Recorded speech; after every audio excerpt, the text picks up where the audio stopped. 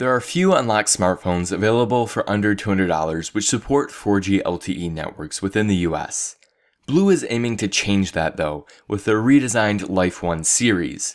So is the Life One a good option for those wanting the fastest speeds available on a tight budget?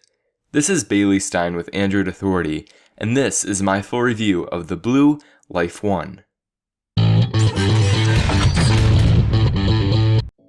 The BLU Life One is available in two variants, one with a 5-inch display and another with a larger 5.5-inch display.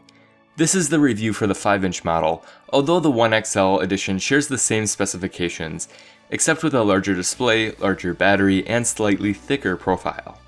The phone is available in a few different color options, each with a sandstone finish and metal side housing. In the hand, the Life One is both thin and light at 7.5mm and 125 grams. Put simply, the Life One not only feels great, but also looks great. The rear cover can be removed to access a micro SIM slot or a microSD nano SIM slot. You can't use a microSD card and a nano SIM card in this same slot, unfortunately, but the option for expandable storage up to 64GB is one that cannot be overlooked. The 2420mAh battery is sadly not user replaceable. The power and volume buttons, which are on the right side of the phone, have excellent tactile feedback. There is a considerable amount of bezel on the front of the device, although I did appreciate the same sandstone finish being used for the display frame. In addition to the BLU branding above the display, there is a 5-megapixel front-facing camera to the right of the earpiece and a notification LED to the left. The Life One's 5-inch 720p display looks nice with good viewing angles. It can be difficult to see under direct sunlight, however, and there is a noticeable amount of backlight bleeding. The display is coated in Corning Gorilla Glass 3, but if you're still worried about scratching the display, you can always apply the included screen protector. Powered by the quad-core Snapdragon 410 64-bit processor clocked at 1.2 GHz, the Life One does seem a bit sluggish at times. It's definitely an improvement over the 400, but the phone still suffers from occasional scrolling stutters. The 1GB of RAM isn't enough for using more than a few apps at once, and I'm worried about how the phone will handle the more memory-hungry Android 5.0 Lollipop. The Adreno 306 GPU is enough to play most games, but you shouldn't be surprised to see drop frames and slow load times in some higher-end games. The Life One does include the usual GPS, 802.11n Wi-Fi, and Bluetooth 4.0.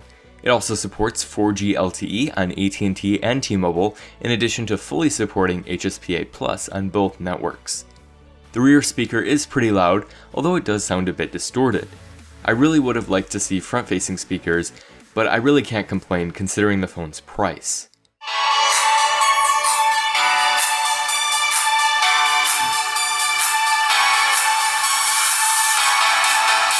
The 13-megapixel Sony IMX135 rear camera produced mostly good-looking shots. Images taken outdoor in broad daylight looked pretty good, and color reproduction is pretty accurate. It did have some minor exposure issues, but I think the camera is pretty good overall. The camera app provides quite a bit of control, with options to change white balance, ISO, exposure, contrast, saturation, and sharpness. As expected, battery life on the Life One is pretty good, despite the battery capacity of 2420mAh. The Snapdragon 410 is one of the most power-efficient processors available, and users shouldn't have any problems getting the phone to last through a full day of use. During my battery life test, I started my day around 4 AM, and the battery lasted until about 6:40 PM, with nearly 2 hours of screen-on time. That day was with pretty heavy usage, however, as I used tethering for about an hour and GPS for about 30 minutes. In addition to that, I was using both the AT&T and T-Mobile networks for the majority of the day.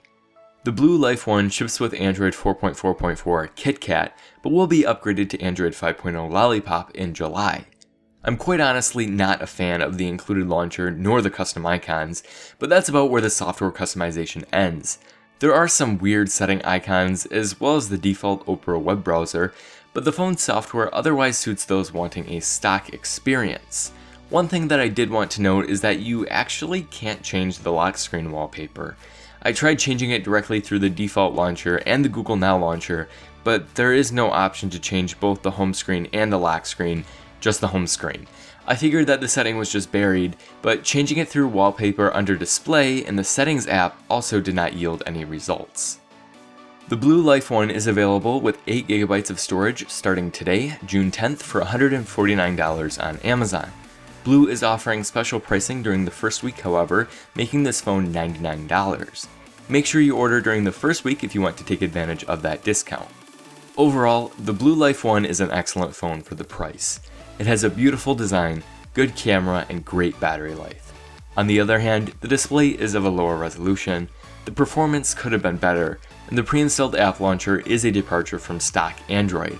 For $149 though, the BLU Life One is a good value with 4G LTE support, an even better value at $99. If you're looking for a good, ultra-cheap smartphone, the BLU Life One will not disappoint. Thank you for watching this video, and please make sure to give it a thumbs up below if you found it helpful or informative. Also, please make sure to subscribe to the channel if you'd like to see more content, and feel free to leave a comment below.